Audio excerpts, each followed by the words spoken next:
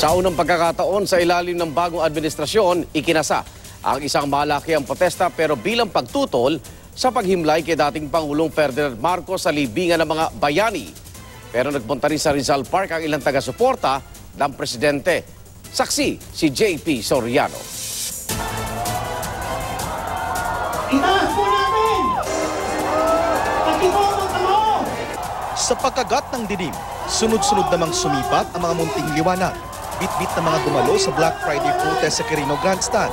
Tila simbolong mahalaga ang boses ng bawat isa na hindi nilunod kahit ang mga pag-ulan.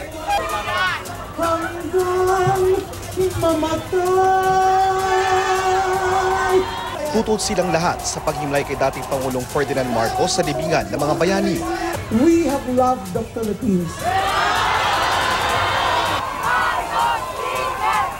Isa itong simbolo.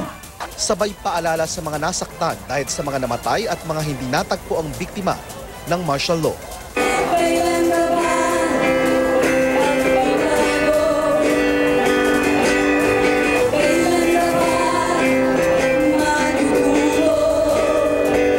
Dito hindi kailangang kontra kay Pangulong Rodrigo Duterte. Si Social Welfare Secretary Judith Aguiwalo, nananatiling tapat na cabinet member pero may video message para ikwento kung paano siya naging biktima ng martial law. Hustisya para sa lahat ng biktima ng diktadurang Marcos. Hindi bayani si Marcos. Meron din namang may panawagan sa Pangulo. I want for him to succeed dahil yung success niya is yours and mine. Pero he has to change course. Lalo pang lumalalim ang sugat. Dumalo rin ang mga alagad ng sining na sina Ricky Lee at Joel Lamangan. Tila pagpapasa rin ito ng sulong sa sunod na henerasyon para di makalimot.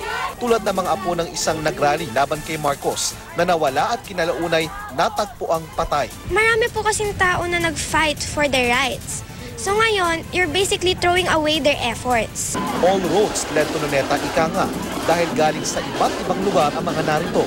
Sa Diliman, Quezon City, tambol ng UP Pep Squad. Never again! Never again! Nang hinabing mga tunog at mga forma ng pagtutol. Kabila ang napaagang oblation run na ginamit ng protesta noong martial law. 39 years ago, nagsimula siya dahil kay Marcos. 39 years after, si Marcos pa rin yung dahilan.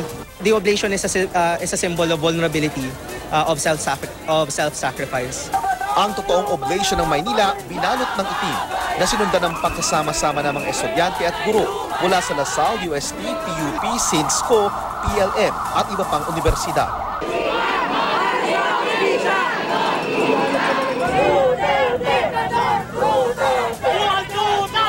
Yung mga pabor sa paghimlay kay Marcos sa libingan ng mga bayani nagpunta ring Luneta, bagamat nasa 500 lang. Duterte supporters daw talaga sila, kaya kinakatigan ang desisyon ng Pangulo. Lahat ng naging presidente pwedeng ilibing doon. Bakit pinalaki pa yung issue? Ako si JP Soriano, ang inyong saksi.